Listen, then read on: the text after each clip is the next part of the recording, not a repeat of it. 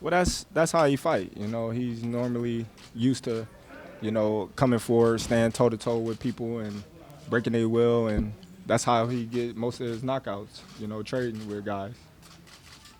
On the other day, you said you wanted to come in here and look good. Do you feel like you accomplished that tonight? For sure, for sure. I had a little ring rust in the beginning of the couple of rounds, but after I settled down, I felt like everything was, you know, going my way like it was planned.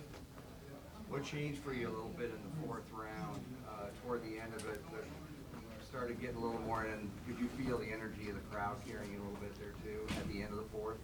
Well, yeah, but like I always say, the crowd is a blessing, but at the same time, the crowd can be a curse. So, I try not to get too caught up in the crowd. I try to just focus on the task at hand.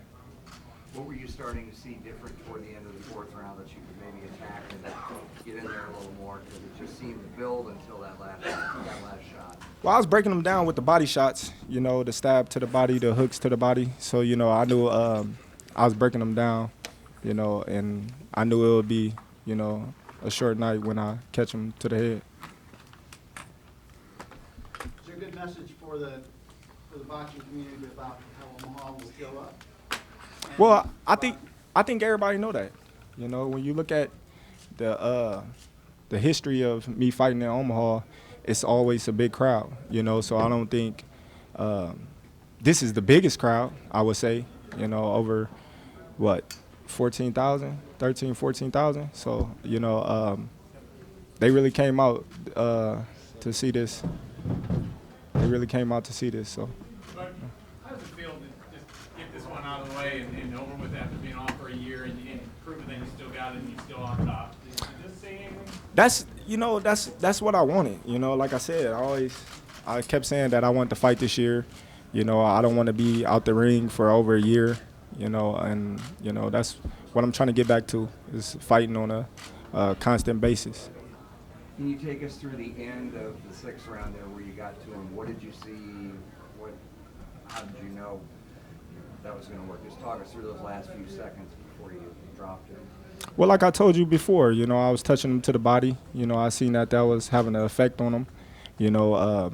He had a high guard, and I started picking up the pace, more punches and bunches, and, I seen the opening, I took it, and, the rest is history. You mentioned you're a free agent. Where does this free agency go now? Wherever the sky take me, I'm willing and able to do business with whoever, be okay. They was kind enough and blessed me with the opportunity of bringing another fight back to Omaha, Nebraska, and I appreciate them for that. And who knows if they bring me another offer or something that me and my team agree upon. Of course, we're gonna entertain it. If other fighters in the welterweight division is free and we can do business and it makes sense, then that's what we're gonna do. You mentioned picking your spots in the fight, but I'm guessing at this point in your career, you're picking the spots as to who you want to fight. Is there a message you want to give to Spence? Well, I don't got to give no message to nobody. Everybody see what I've done in the welterweight division. Everybody see who I've been calling out. Everybody know what Terence Crawford brings to the table. So it's not, too much of anything that I need to do. Yeah. Do you think that this may be the last time you do this in Omaha? And if it was, what do you hope that people saw tonight? Well, it may be the last time Omaha see me fighting, and like I said, I hope that they came out, they enjoyed themselves. Everybody had a great time, everybody make it home safe. And I just want them to know that, I appreciate them for all the support that they've been giving me ever since the amateur days. Hey Crawford, you've had a lot of tremendous knockouts. You've been on this knockout spree. What would you rank this particular knockout in your career? Well, it's up there. I had a lot of, spectacular knockouts earlier in my career, but this is top 5. Mm-hmm. And my other, I know you're a gentleman in the sport, and luckily Spence is okay. I don't know if you heard that he got in an accident, but he's okay. He went out. Any positive, nice words or things? Just you know, the things like that. It's kind of scary. Well, I never heard that he got in another accident. Yeah. You know, I wish him. Yeah, Yeah. a 14-year-old kid allegedly got in a vehicle, and it wasn't at his fault. And luckily, everyone is okay to come with. So. Well, I wish him well. You know, I hope he's all right. You know, mentally, physically, and emotionally. You know, like I said before, you know, he got a family he got to feed, and you know, this is just a sport. You know, we all, you know, fighting for that #1 spot. So it ain't personal. It's just business. Absolutely. But ideally, what's the timetable for your next fight? I mean, 13 months is kind of probably a little longer than you'd like, I'm guessing. Maybe not. What would be a Hopefully somewhere in April, May. You know, yeah, around that time. I'm gonna go on a little vacation, enjoy myself. But congratulations on the win. Obviously, looking forward, if the Spence deal comes back went into negotiations and it is the same, should we maybe expect something similar to this, maybe like a top 10 guy in a case where you get to kind of showcase your skills? As Well, opposed to we gotta wait and see. You know, we can't overstep our boundaries. We don't know what is next. You know, so we just, you know, gotta go to the drawing board and my phone stay on, and you know, we ready for whoever. if they come back and, you know, maybe it isn't Spence because of that deal has to, you know, whatever is different. Do you think the Jermell negotiations because I know you and Jermell have been kind of going back and forth, do you think a Jermell Charlo negotiation will go different than the Errol Spence, obviously kind of same people? I don't know. You know, I don't know. I can't speak for nobody else. I only can speak for myself. Terence, back over here. For you, and maybe Coach Bomack could answer this as well, is there a timetable for you in terms of weight division? If like you can't get the Spence fight during a certain time, there's a timetable where you're going to go ahead and try to move up? Y'all ready now? Because I'm tired of 47. I don't know. I feel like I can compete at 154. I feel like I'll be strong at 154 as well as 147.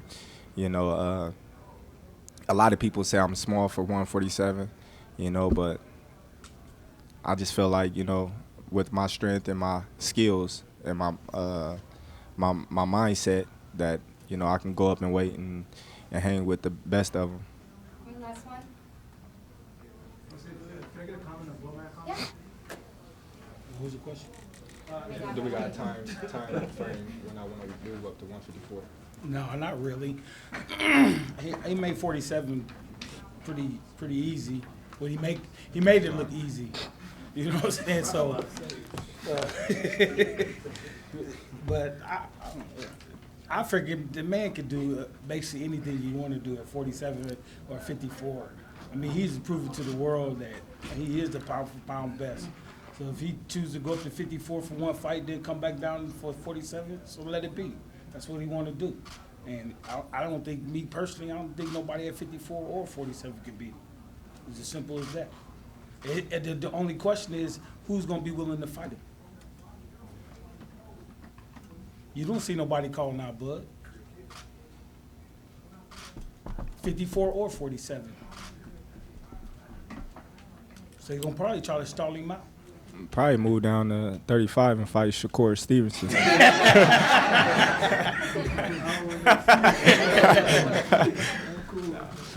All right, Coach Ramsey, so that mindset you had mentioned earlier, if there was something you could share to those who are looking to grow up and then be in a higher elevation area compared to where they may see their parents, especially here in Omaha, what was something from your mindset in your life you could share with those trying to grow up in a better position? Well, I would just tell them, you know, never take no for an answer.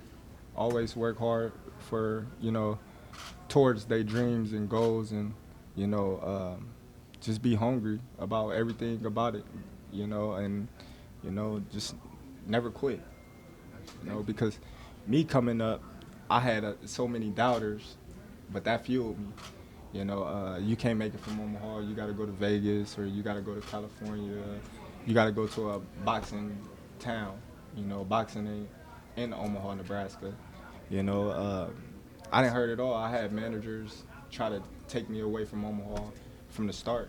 you know. And I looked at Bo and I said, man, we're gonna make it from here, you know. And that's what we did because we set our mind to it.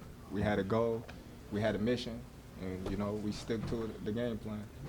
Thank you. All right, thanks, guys. Steven Nelson is available.